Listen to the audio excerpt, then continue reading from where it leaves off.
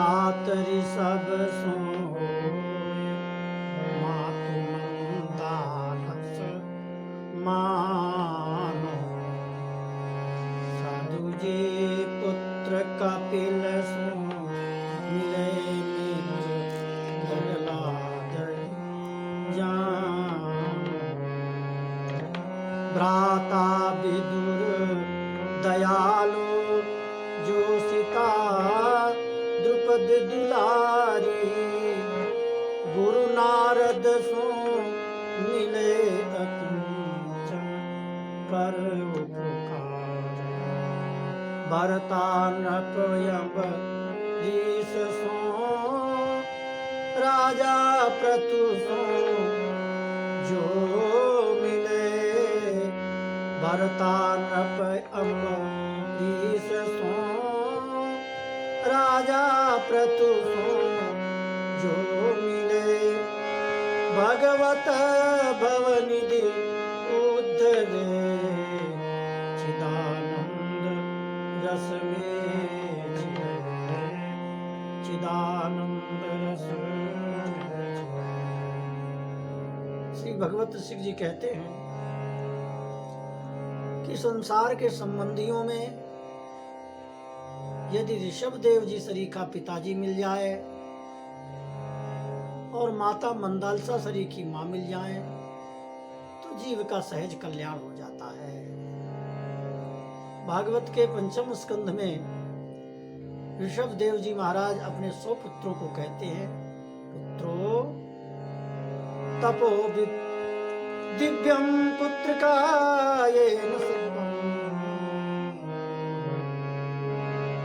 ये मनुष्य शरीर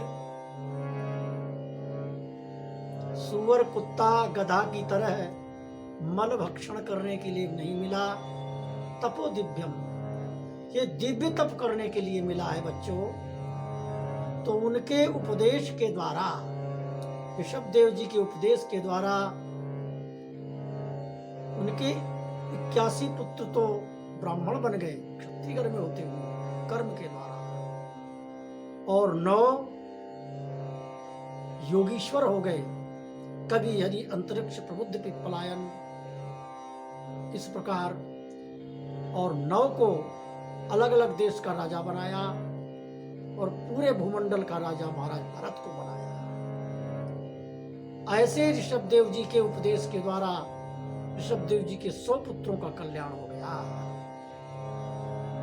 माता मंदालसा ने प्रतिज्ञा की थी कि मेरे जितने पुत्र होंगे मैं सभी को भगवान का भक्त बनाऊंगी और दोबारा किसी के मां के पेट में मैं आने नहीं दूंगी। ये प्रतिज्ञा माता मंदालसा की थी। आगे कहते हैं कि पुत्र कपिल सो मिले, पुत्र हो तो कपिल देव जी सरीखा मिले, क्योंकि कपिल देव जी साक्षात भगवान के अवतार भी थे। पिताजी कहते हैं, बेटा अब हम भजन करना जाना चाहते हैं जंगल में। जंगल में तो थे ही, लेकिन कह रहे हैं आपसे अलग होकर भजन करना चाहता हूं ताकि आपका ध्यान बना रहे। भगवान का ध्यान करते करते प्राण छूटे। तो कपिल देव जी कहते हैं, पिताजी फिर इसी समय आप जाइए। उनकी माताजी कहती है, बेटा मेरा मन वश में नहीं होता।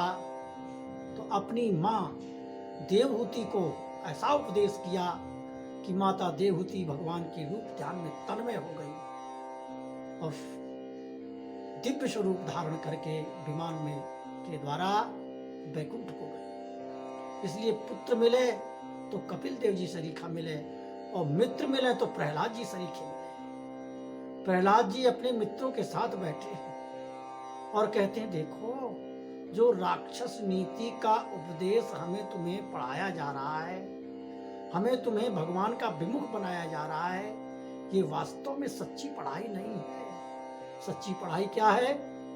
श्रीमन्नारायण नारायण नारायण, श्रीमन्नारायण नारायण नारायण श्रीमन्नारायण।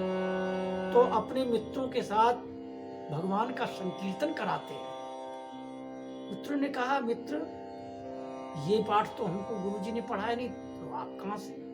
उन्होंने कहा, ये हमारे गुरुजी श्री नारद जी हैं।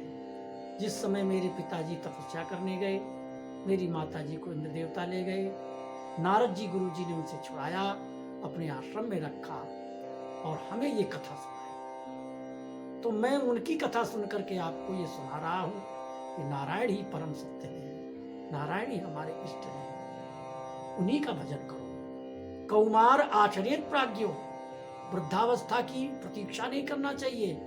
10-12 वर्ष की अवस्था से ही भगवान का भजन प्रारंभ कर देना चाहिए, तो वृद्धावस्था में अपने आप भजन होता है, करना नहीं पड़ता। इसलिए मित्र मिले तो प्रहलाद जी सरीखा मिले, अपने मित्रों को भगवान का भक्त बनाया। भ्राता विदुर दयालु, भैया मिले तो विदुर जी सरीखे मिले। धृतराष्ट्र मोह माया के फंदे से नहीं निकल रहे थे, विदुर जी ने उनको समझा बुझाकर स्वयं साथ में लेकर के तपोवन में तपस्या करके अपने भाई का कल्याण किया। ऐसे विदुर जी। जोशिता द्रुपद दुलारी, और गृहिणी मिले तो द्रौपदी सरीखे मिले। श्री युधिष्ठिर जी लकड़ी इकट्ठी करके जंगल में जलने को तैयार है। द्रौपदी ने कहा, क्यों जल रहे महाराज? बोले, ये 60,000 जो शिष्य आए हैं साथ में लेकर के महाराज दुर्वासा जी, ये क्रोध से हमको भस्म कर देंगे, क्यों मैं इनको भोजन नहीं करा पाऊंगा, इसलिए ब्राह्मण के श्राप से मरना नहीं चाहता, मैं चिता में जलकर मर जाऊंगा। द्रौपदी कहती हैं, महाराज क्या आपने श्री कृष्ण को भूल गए, जिन श्री कृष्ण ने मेरे वस्त्रों से रक्षा की थी, मेरे को निर्वस्त्र होने से बचाया था। पल पल में श्री कृष्ण तो सर्वत्र है, उनका स्मरण करो। ऐसे द्रौपदी कहती है, ऐसे विपत्ति काल में श्री कृष्ण का स्मरण किया, भगवान श्री कृष्ण प्रकट हुए और युधिष्ठिर की विपत्ति का विनाश किया। तो जब कभी हम लोग विपत्ति में हैं, तो द्रौपदी जी की सरीखी गृहिणी हो, महाराज भगवान का भजन करो। पतिदेव तो पत्नी मिले तो द्रौपदी सरीखी मिले। और कहते हैं, गुरु नारद सो मिले, गुरु जी मिले तो नारद जी सरीखे मिले। ध्रुव जी ने उनको क्या दिया, प्रहलाद जी ने उनको क्या दिया, अम्बरीश जी ने उनको क्या दिया? अकिंचन, अपने शिष्यों से कुछ नहीं लेते, बिल्कुल अकिंचन रहते हैं और शिष्य का कल्याण करते हैं। तो गुरु मिले तो नारद जी सरीखे मिले। परोपकारी, सदैव नारद जी परोपकार करते रहते हैं, भगवान के मन के अवतार हैं। भरता नृप अम्बरीश, और यदि पति मिले तो अम्बरीश सरीखे मिले। अम्बरीश जी के 100 रानियां थी, लेकिन भगवान कृष्ण के भजन में उनको समय नहीं मिलता था, किसी भी रानी के पास नहीं जा पाते थे। 101 नंबर की जब एक रानी आई, वर्तमान में जिनकी कथा आती है, उन्होंने भगवान श्री कृष्ण की शरणागति ग्रहण की और भजन किया, तो अम्बरीश जी उनके साथ कीर्तन करते हैं। तो उनकी छोटी वाली रानी की नकल करके सारी रानियों ने अपने अपने महलों में कीर्तन करना प्रारंभ किया। तो अम्बरीश जी सभी रानियों के घर जाने लगे और सभी 100 रानी भगवान कृष्ण की भक्त हो गई।